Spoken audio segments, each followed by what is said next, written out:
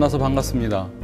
저는 재단법인 남북평화재단 사무총장을 맡고 있는 김석봉이라고 합니다. 만나서 반갑습니다. 아마 제가 어떤 활동들을 하는지 간단히 말씀을 드리는 것이 아마 오늘 무슨 얘기를 나눌 건지와 관련돼서 좀 이해하는 데 도움이 될 것 같아서 제가 하고 있는 거 잠깐 오늘 이야기하는 과정 중에 나오기도 할 텐데요. 저는 주로 갈등 전환 프로세스를 가지고 갈등 속에 있는 사람들을 서로 연결할 수 있도록 지원하는 활동을 주로 하고 있습니다.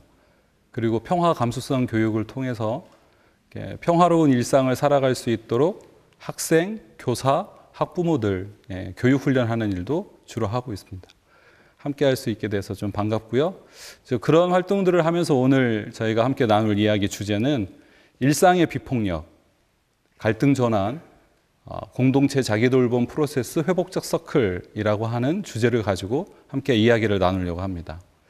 아마 이 회복적 서클이라고 하는 단어가 낯서실 거라고 생각이 듭니다. 일반적인 단어도 아니고 평소에 아마 들어보시기 어려운 아마 단어일 거라고 생각하는데요. 그것이 어떤 것인지, 그것이 일상의 비폭력과 어떻게 연결이 되는지 그 얘기를 오늘 함께 좀 나누려고 합니다. 그래서 먼저 제가 경험했던 이야기를 함께 좀 나누면서 시작하고 싶은데요. 공방을 함께 운영하고 있는 아빠들 이야기입니다. 공방을 아빠들이 함께 운영하면서 좀 어려움을 겪고 있었어요. 서로 싸우고 그리고 관계가 점점 나빠지고 그래서 공방을 운영하는 것이 계속 가능한가 이런 이제 고민이 있어서 제가 그런 활동을 하니까 저에게 와서 좀 도와주면 좋겠다 이렇게 요청이 와서 제가 그 아빠들을 만나러 갔습니다. 한 명 한 명 제가 아빠들을 만나서 이야기를 나누었어요. 첫 번째 주에. 그래서 그 아빠들을 한 명씩 만나면서 지금 어떤 어려움을 겪고 있는지, 이 어려움이 본인에게는 어떤 영향을 주고 있는지, 그리고 본인은 이 어려움이, 이 고통스러운 순간들이 어떻게 해결되기를 기대하는지, 그래서 나는 무엇을 좀 해볼 수 있는지 등등의 이야기를 한 사람씩 만나서 이야기를 나누었습니다. 이것을 저희가 사전 서클, 사전 모임이라고 이야기를 하는데요. 보통 한 사람 앞에 1시간 정도. 그래서 그렇게 만남을 통해서 그럼 다 같이 모여서 우리가 함께 지금 겪고 있는 이 어려움과 관련돼서 이야기를 좀 나눠볼 수 있을까요? 라고 물었고 대부분 다 좀 힘들고 어렵지만 이것을 어쨌든 좀 넘어서고 싶다. 그래서 이 작업장이 본인들에게 굉장히 중요한 의미가 있고 그래서 매일 이곳에 오고 싶고 그런데 이곳에 와서 좀 힘들지 않았으면 좋겠다. 그래서 대화 모임에 참여하고 싶다. 이렇게 다들 말씀을 하셨어요. 그래서 다 동의가 되어서 두 번째 주부터 저희가 이야기를 함께 나누기 시작했습니다. 두 번째 주부터 전체가 모여서 함께 이야기를 나누기 시작했는데 첫 번째는 이런 이야기를 좀 나누어 봤어요. 그동안 공방에 다니면서 본인에게 좀 유의미했던 것들은 어떤 것들이 있는지 이야기를 한번 좀 나눠보면 좋겠습니다. 그래서 이야기를 좀 나누었어요. 그랬더니 조금씩 본인들에게 있어서 이 공방이 가지는 의미가 무엇인지를 표현하기 시작했어요. 그리고 현재 겪고 있는 이 갈등이, 이 어려움이 이상적으로 잘 해결된다면 어떤 상상이 좀 되시나요? 그래서 두 번째로 아무튼 우연한 어떤 기회에 또는 굉장히 큰 노력을 해서 갈등이 이상적으로 잘 해결된다면 어떤 모습들이 상상되나요? 그래서 이상적으로 갈등이 잘 해결된 상태를 함께 상상하는 시간을 가져봤습니다. 아마 여기 계신 분들도 일상에서 이러저러한 갈등들을 아마 경험하실 텐데 그것이 크든 작든지 간에 한번 생각해 보십시오. 그 갈등을 내가 경험하고 있는 그 순간 정말 이 갈등이 잘 해결된다면 이상적으로 내가 원하는 방식으로 갈등이 잘 해결된다면 어떤 상상이 좀 되시나요? 어떤 모습들이 좀 그려지시나요? 또는 이렇게 되기를 기대하시나요? 어떤 것들이 있으신가요? 그 아빠들은 어떤 상상이 된다고 표현을 하셨을까요? 그렇게 이야기했어요. 마음이 편해지고 미소 띈 얼굴로 서로 인사 나누고 상대방의 말을 이해하고 소통이 잘 돼서, 그래서 큰 소리가 나지 않는, 그래서 모른 채 하는 일이 없이 서로 협력하는, 그래서 작업장 자체가 이렇게 활기차고 즐거운 공간이 되는 것을 상상할 수 있겠다, 이렇게 나누었습니다. 네. 우리는 갈등이 일어나고 그 갈등을 경험하게 되면 잘 해결되기를 기본 원하죠. 그리고 그런 기대가 있습니다, 누구에게나. 그런데 어떤 이유로 갈등은 우리가 원하는 방향으로 우리를 안내하지 않을까요? 무엇이, 우리는 정말 갈등이 잘 해결되는 이상적인 곳으로 가고 싶은데 왜 일상에서 우리의 경험은 갈등을 직면하는 그 순간, 만나는 그 순간 왜 갈등은 점점 심화되고 어쩌면 또 폭력적으로 변하기도 하고, 그래서 내가 원치 않은, 그래서 정말 후회가 남는 방향으로 왜 그리 갈까요? 이 공방의 아빠들에게 이 질문을 던졌습니다. 다 그 원하는 곳으로 가고 싶어 하시죠. 자, 그런데 왜 그리 못 가시나요? 무엇이 그걸 가로막고 있나요? 어떤 것들이 걸림돌이 되나요? 라고 여쭤봤어요. 책임과 존중, 대화와 경청, 배려, 공감, 역지사지. 네. 이건 권위 있는 어떤 전문가가 여러분 갈등을 해결하려면 그거 해야 합니다라고 말해준 게 아니에요. 지금 여러분들이 하신 것처럼 내가 생각해 보니까 내가 겪고 있는 갈등이 해결되려면 이런 것들이 있으면 해결되겠구나라고 이미 우리가 알고 있는 것들이 지금 찾아지는 거죠. 네, 찾아지는 겁니다. 그렇게 찾았습니다. 그래서 그 주 모임은 굉장히 성공적이었다고 제가 자신을 했어요. 그리고 발견한 걸 가지고 서로 축하하고, 자, 이게 있으면 되겠네요, 우리 이제. 자, 이걸 그러면 어떻게 우리가 지금 실천하면 될까요? 이것만 남았네요. 라고 이야기를 하고 세 번째 모임에 갔습니다. 어떻게 됐을까요? 세 번째 모임에. 세 번째 주에 갔습니다. 네. 이야기를 하다 보면 자꾸 자기 이야기를 하거나 과거의 경험에 비추어서 상대를 지금 비난하는 말을 하거나, 그러면 역지사지 하자고 했다가 역지사지가 안 되죠. 그러니까 여전히 같은 일이 반복되고 있는 거죠. 분명히 우리가 이거 하면 될 것 같아. 존중하고 대화하고 이해하고 공감하고 배려하고 대화하고 경청하고 역지사지하면 될 것 같아. 할 수 있을 거야. 찾았는데, 자, 그거 합시다라고 모였는데 여전히 우리는 과거의 방식을 그대로 하고 있는 거죠. 동일한 일을 반복하면서 다른 결과를 기대하는 건 미친 짓이다. 누가 말했을까요? 아시는군요. 네. 아인슈타인이 네, 과학적 탐구에서 그렇게 이야기했어요. 동일한 방법을 반복하면서 다른 결과를 기대하는 건 제정신이 아니다. 우리도 마찬가지죠. 지금 갈등의 순간에 동일한 방법을 우리는 계속 반복하는 거죠. 그런데 우리 기대는 어디가 있어요? 다른 결과가 나타날 거라는 기대가 있는 거죠. 그래서 우리는 그 동일한 방식을 더 이상 사용하지 않기 위해서 무엇이 필요한지를 찾았는데 세 번째 주에 되니까 동일한 방식을 계속 하고 있는 거죠. 그런 기대가 있으면서. 그래서 무엇이 필요할까 다시 한번 또 살펴봤습니다. 아까 말씀하신 것 중에 정말 중요한 거 한 가지를 저희가 어떻게 만들 것인가. 이 대화하는 공간이 서로 어려움을 극복하기 위해서 서로 무엇을 할 수 있을지 이야기 나누는 이 공간이 모두에게 안전해야 하는 거죠. 그러니까 대화할 때 서로 모여서 이야기를 하는데 이 공간이 안전하지 못하면 계속해서 우리 과거의 방식을 반복하니까, 자, 그러면 우리 모두가 안전하게 대화할 수 있는 안전한 공간을 만들기 위한 몇 가지 규칙을 좀 잡아봅시다. 이렇게 이야기를 했어요. 그래서 그 아빠들이 이렇게 규칙을 잡았습니다. 목소리를 낮추고 경청하자. 서로 나눈 이야기가 잘 전달되었는지 확인하자. 이야기를 중간에 끊지 말고 끝까지 듣자.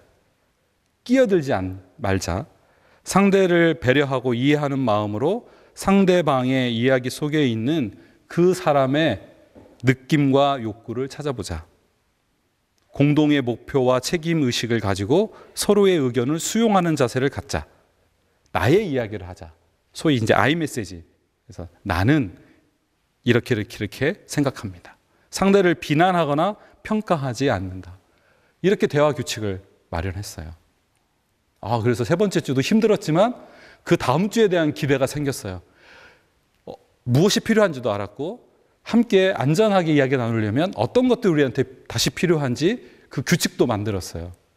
네 번째 주에 다시 갔습니다. 그리고 이제 본격적으로 저희가 함께 모여서 우리가 겪고 있는 어려움 가운데 서로 어떤 영향을 받고 있는지 이야기 나누기를 시작했어요. 어떻게 됐을까요?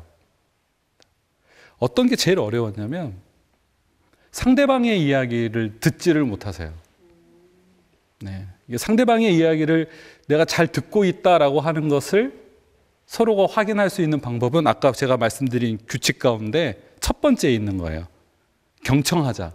그래서 서로 나눈 이야기가 잘 전달되었는지 확인하는 방식인데 상대방이 나한테 무슨 얘기를 했는지를 반영을 못 해줘요. 그걸 못 하시는 거예요. 들리지가 않는 거예요. 상대방의 이야기가. 오로지 내가 할 이야기가 너무 많아요. 네, 내가 할 이야기가 너무 상대방에게 들려주고 싶은 나의 이야기가 너무 많으니까 상대방의 이야기가 안 들리는 거죠. 굉장히 어려운 순간들이죠. 그런데 그건 극히 자연스러운 일인 거예요. 네. 내가 지금 누군가하고 갈등해서 어려움을 겪고 있을 때 상대방에게 내가 어떻다고 지금 말하고 싶죠. 내가 그 일로 어떤 영향을 받고 있고 어떤 어려움에 처해 있어서 내가 지금 얼마나 힘들고 고통스러운가를 상대방이 들어주면 그러면 내가 좀 마음이 좀 풀릴 것 같아요. 4주, 5주 이야기는 계속해서 반복되었습니다. 아직 이 아빠들의 이야기는 진행 중입니다. 그 일이 어떻게 될지 지금 코로나 때문에 저희가 대화 모임을 중단하고 있어요. 다시 아마 이 아빠들하고 다시 만나서 대화 모임 하는 날을 지금 기다리고 있습니다. 그런데 지금 몇 개월이 지났는데 여전히 그 아빠들 함께 공방에서 모여서 함께 공방에서 작업하고 계십니다. 그분들 좀 생각하면 여러 가지 마음이 일어나는데요. 어서 빨리 그 아빠들하고 다시 대화 모임을 좀 함께 하면 좋겠다 이런 기대를 갖는데 여기서 질문입니다.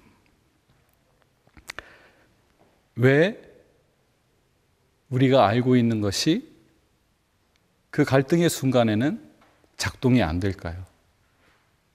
배려해야 하는 거 압니다. 이해해야 하는 거 알아요. 상대방을 존중해야 되는 거 압니다.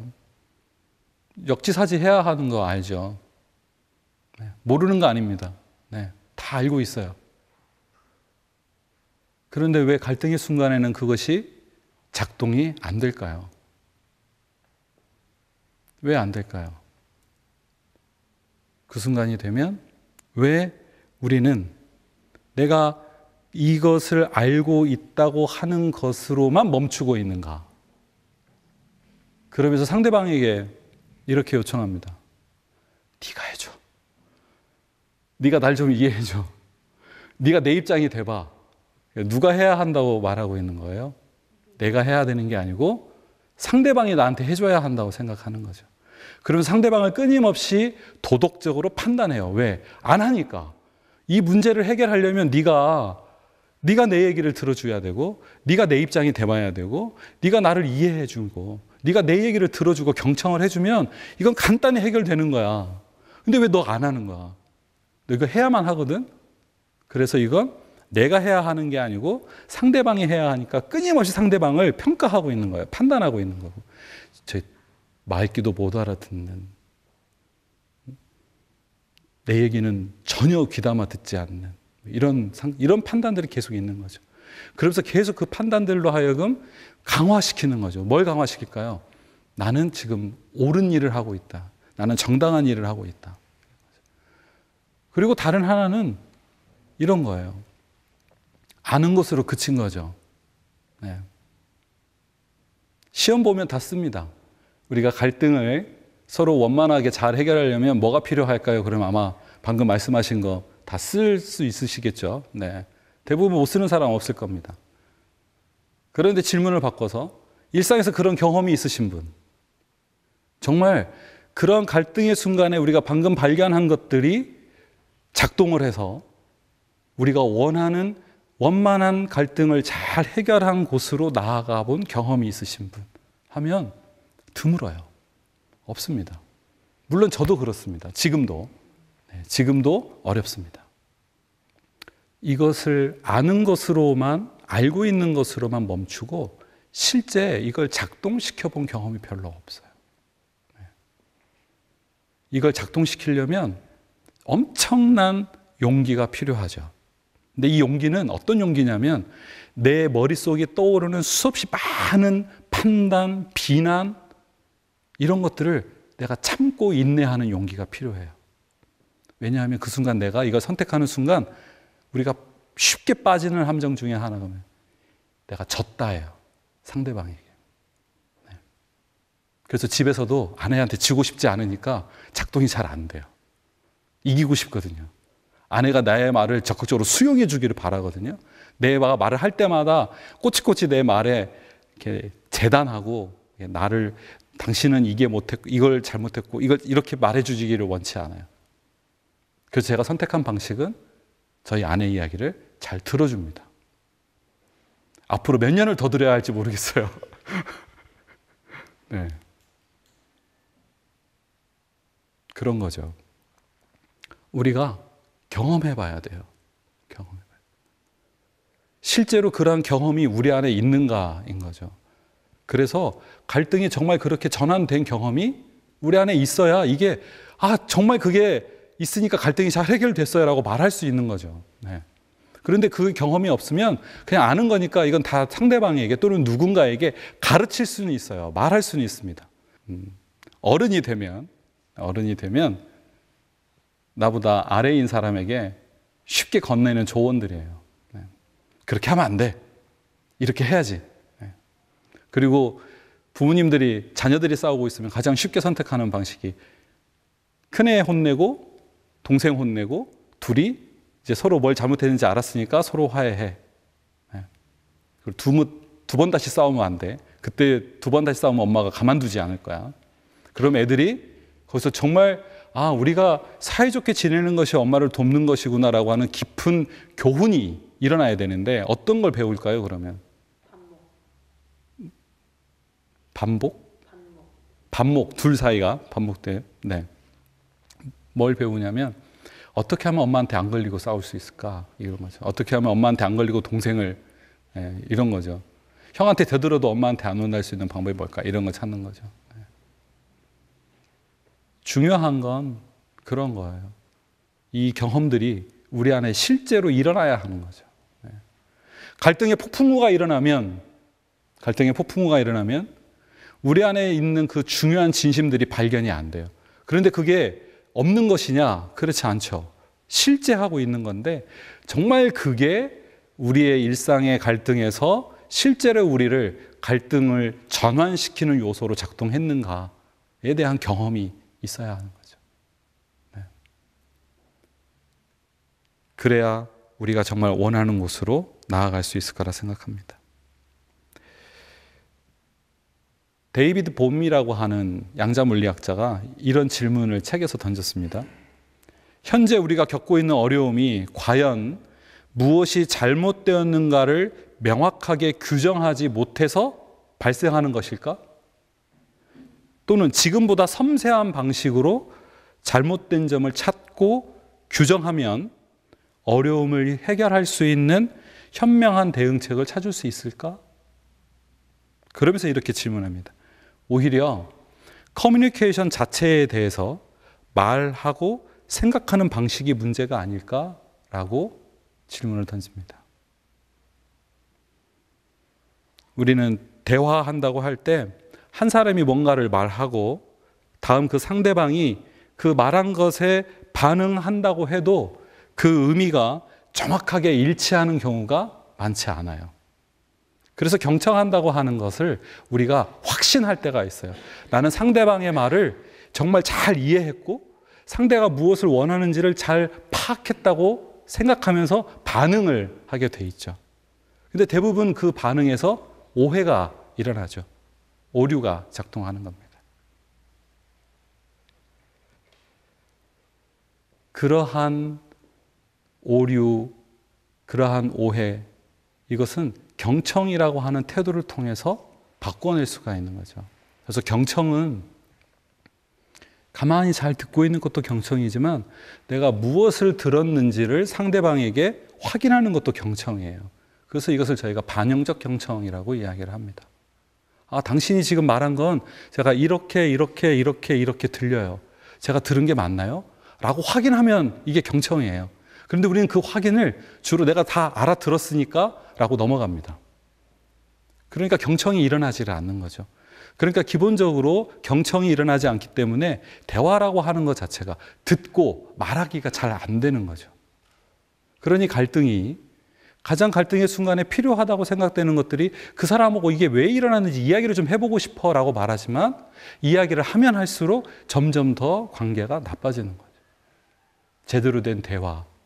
그러면서 우리는 끊임없이 대화한다고 하면서 우리는 뭘 하냐면 상대가 뭘 잘못했는지, 이 벌어진 일에서 무엇이 잘못된 것인지를 찾고 있는 거죠. 그래서 그 잘못한 것을 찾아가지고 해결하면 된다. 그래서 갈등이 생기면 어떻게 하면 빨리 문제를 해결할까를 생각하는 거죠. 그래서 가장 먼저 떠오르는 게 문제가 딱 발생하면, 갈등이 일어나면 누가 잘못한 거야? 라고 하는 거죠. 그 다음에 뭘 잘못한 거야? 어떤 규칙이나 어떤 법을 어긴 거야? 이렇게 되는 거죠. 그럼 그 다음에 나오는 질문은 자연스럽게 그래서 너는 어떤 벌을 받아야 해? 인 거죠. 이것을 회복적 정의라고 하는 관점에서 응보적 질문이다 이렇게 이야기를 합니다. 잘못을 저지른 사람을 처벌하고 강제하고 고통을 부과하면 그 사람이 자기 잘못을 깨닫고 행동을 교정해서 우리 사회는 좀 안전해질 거다라고 하는, 지금 우리 사법 시스템이 그렇죠. 그래서 이것을 회복적 정의에서는 응보적 사법이다 이렇게 이야기를 합니다. 근데 회복적 사법은 누가 잘못했고 어떤 법을 어겼고 어떤 벌을 받아야 돼로는 우리가 원하는 안전하고 평화로운 사회가 형성되는 것이 좀 어렵더라라고 하는 걸 아는 거죠. 처벌만 가지고는 무언가 새로 나아진 게 없더라라고 하는 걸 발견하는 거죠. 교도소는 늘어나고 갔다가 오는 사람에 대해서는 불안하고, 정말 중요한 건 그 사람이 왜 그 일을 나한테 저지르게 되었는지 자발적으로 책임지는 과정이 필요한 거죠. 그래서 회복적 정의에서는 질문이 바뀝니다. 회복적 정의라고 하는 것은 피해자가 누구이고 어떤 피해가 발생했고 그래서 자발적으로 책임을 누가 져야 하고 공동체는 피해 회복을 위해서 어떤 역할을 해야 할 것인가 라고 관련된 그러한 일들이 우리 안에서 다양한 방식으로 펼쳐지는데 그것을 회복적 실천이라고 하는데요. 그 회복적 실천이 학교에서, 경찰 단계에서, 검찰 단계에서, 법원 단계에서, 한국 사회에서는 이제 막 시도되고 있습니다. 그 다양한 회복적 실천의 시도 중에 제가 진행하는 프로세스 중에 하나인 회복적 서클이라고 하는 방식이 그 과정 안에 하나의 모델로 참여하고 있어요. 방금 앞서 말씀드린 그 공방의 아빠들하고도 그 회복적 서클 프로세스라고 하는 방식을 가지고 이야기를 나누었습니다. 앞으로도 계속 그 방식으로 이야기를 나눠야 되고, 이 회복적 서클은 그 회복적 정의에 근거한 갈등 전환 프로세스로 브라질에 있는 도미닉 바터라고 하는 사람이 리우데자네이로 그 빈민가에서 마약 청소년 갱단들하고 공동체 갈등 우리가 어떻게 다뤄볼 수 있을까 광장에서 실천적 영역에서 나온 프로세스예요. 학자가 연구해서 이론을 바탕으로 나온 게 아니고 도미닉 바터라고 하는 사람이 그 빈민가 그 광장에 나가서 그들하고 함께 공동체가 겪고 있는 질문을 함께 나누면서 이 프로세스가 시작됐습니다. 사법 단계에 적용이 됐고 교육 단계에 적용이 됐고 90%의 놀라운 전환이 일어났어요. 그래서 이것이 세계에 소개가 됐고 우리나라에 2011년 12월에 도미닉 바터의 동료들이 들어와서 관심 있는 그런 활동들을 하고 하는 사람들과 함께 4박 5일 워크숍을 했고 그 워크숍을 마친 사람들이 이 프로세스가 정말 한국 사회에 나누어지는 게 중요하겠다 해서 굉장히 오랫동안 연습하고 훈련해서 학교에서, 공동체에서, 가정에서 적용하는, 그리고 그것을 안내하는 활동들을 해왔습니다. 그 활동들 중에 가장 대표적인 게 교육청과 경찰청 활동이에요. 그 교육청과 관련된 활동들은 관계회복 조정이라고 하는 회복적 생활교육에서 앞서 말씀드렸던 학생들을 처벌하는 것만으로는 학교에 또는 학생이 서로 평화롭고 안전하지 못하다라고 하는 것을 발견하면서 이런 회복적 정의에 근거해서 아이들이 조금 더 학교에서 성장할 수 있도록 돕는 방식이 뭐가 있을까? 그래서 이 회복적 정의에 근거한 아이들을 생활 지도하는 방식으로 회복적 생활 교육을 할 때 아이들이 갈등을 경험할 때 그 갈등을 지원하는 방식으로 이 회복적 서클이 지원되고 있어요. 그래서 저도 여러 차례 학교의 학교폭력 사안에 갈등을 전환하러 지원을 나갔습니다. 또 경찰청에서는 작년에 이어서 올해 전국 142개 경찰서에서 경미한 사안에 경찰 조사 단계에서 가해자, 피해자가 함께 모여서 처벌 이전에 관계 회복을 위한 대화 모임 갖는 것을 시작했습니다. 광주도 시작했습니다. 그래서 광주광역시에 있는 5개 경찰서가 지금 참여하고 있고 그중에 저희 관련이 있는 광주에 있는 사단법인 빈폭력 평화교육센터의 선생님들이 지금 하고 있는데 올해 상반기 8월 31일까지 광주에서 총 12건이 진행됐어요. 그중에 학교폭력 사안이 9건이었고 나머지는 성인 사건이었는데 그중에 11건이 거의 11건이 대화로 관계가 회복되는 걸 선택했어요. 회복적 서클을 통한 회복적 정의 운동에 근거한 회복적 실천이 지금 한국 사회에서 다양한 영역에서 시도되고 있습니다.